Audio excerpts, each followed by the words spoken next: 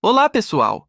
Sejam bem-vindos ao canal Era Após Era. Neste vídeo, iremos falar sobre o dinheiro. Vocês já imaginaram como seria o mundo sem ele? Antes das moedas e cédulas, como as pessoas negociavam e como o dinheiro se tornou tão essencial para nossas vidas? No vídeo de hoje, vamos explorar toda a trajetória do dinheiro, desde o escambo até o dólar americano como moeda global, passando pelo surgimento das cédulas, o padrão ouro e o sistema fiduciário.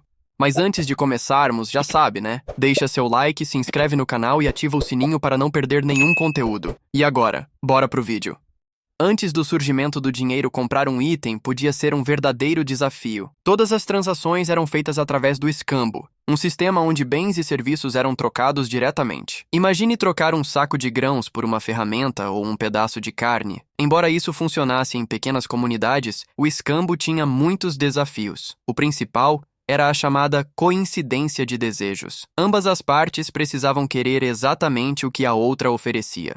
Outro problema era a dificuldade em armazenar riqueza ou medir valores de forma padronizada. Um boi, por exemplo, poderia valer quantos sacos de trigo? Para superar essas limitações, as civilizações começaram a buscar soluções mais eficientes. Os primeiros meios de troca incluíam itens de valor intrínseco, como conchas, sal e metais preciosos. As primeiras moedas surgiram por volta de 600 a.C., na região da Lídia, na atual Turquia. Elas eram feitas de elétron, uma liga natural de ouro e prata, e traziam estampas que garantiam sua autenticidade. Essas moedas tinham como principal objetivo padronizar e facilitar as transações comerciais, evitando a necessidade de pesar ou avaliar metais a cada troca. No mundo grego antigo, o uso de moedas foi amplamente difundido, especialmente com as dracmas, que se tornaram populares em toda a região do Mediterrâneo.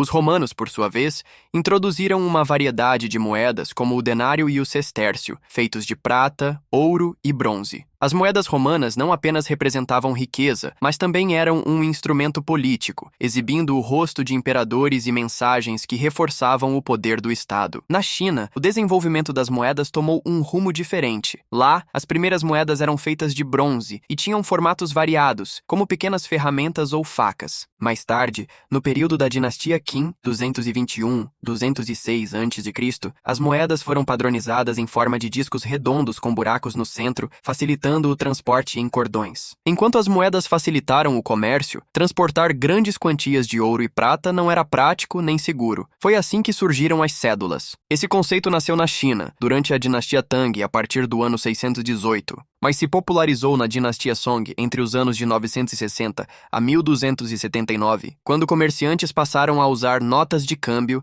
emitidas por bancos para substituir o transporte de metais preciosos. Essas notas eram lastreadas em ouro e prata, o que significava que podiam ser trocadas por esses metais a qualquer momento. Na Europa, o uso das cédulas ganhou força no século XVII, com o surgimento de bancos centrais, como o Banco da Inglaterra. As cédulas representavam uma promissória, um documento que garantia ao portador o direito de resgatar o valor correspondente em ouro. Esse sistema, conhecido como padrão ouro, se consolidou como a base da economia global. O padrão ouro foi adotado oficialmente por várias nações no século XIX. Ele funcionava assim: os governos garantiam que suas moedas podiam ser convertidas em uma quantidade fixa de ouro. Isso criava confiança no valor da moeda e estabilizava o comércio internacional. O padrão ouro era excelente para os indivíduos, pois mantinha o poder de compra da moeda, ou seja, mantinha a riqueza da população. Entretanto, para os governos em sua ânsia em elevar cada vez mais os gastos públicos, o padrão ouro tinha limitações. Durante crises econômicas ou guerras, os países frequentemente suspendiam a conversibilidade do papel moeda para financiar seus gastos. Isso aconteceu na Primeira e na Segunda Guerra Mundial. Em 1944, o Acordo de Bretton Woods tentou criar um sistema híbrido, onde o dólar americano era lastreado em ouro e as outras moedas eram indexadas ao dólar. Esse sistema durou até 1971, quando os Estados Unidos abandonaram o padrão ouro, dando lugar ao sistema fiduciário, conhecido como sistema Fiat. Neste sistema, o dinheiro não é lastreado em um recurso físico. Seu valor é garantido pela confiança na economia do país que o emite. O sistema Fiat trouxe flexibilidade para os governos, mas também abriu caminho para a inflação. Quando um país imprime mais dinheiro do que a quantidade de bens e serviços em sua economia, o valor da moeda cai. Isso significa que os preços sobem, reduzindo o poder de compra da população.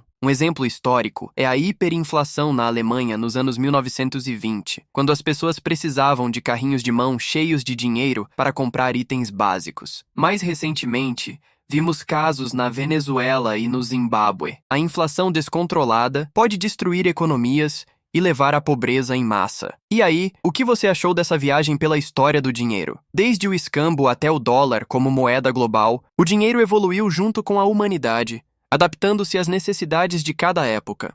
Essa história não apenas reflete as mudanças econômicas, mas também as transformações sociais e tecnológicas. Se você curtiu esse conteúdo, não esquece de deixar seu like, comentar o que mais te chamou a atenção e compartilhar o vídeo. E se você alguma vez na vida já se perguntou o que cavalos tem a ver com a potência do seu carro, vou deixar um card para um vídeo do nosso canal. Corre lá e nos dê esta força.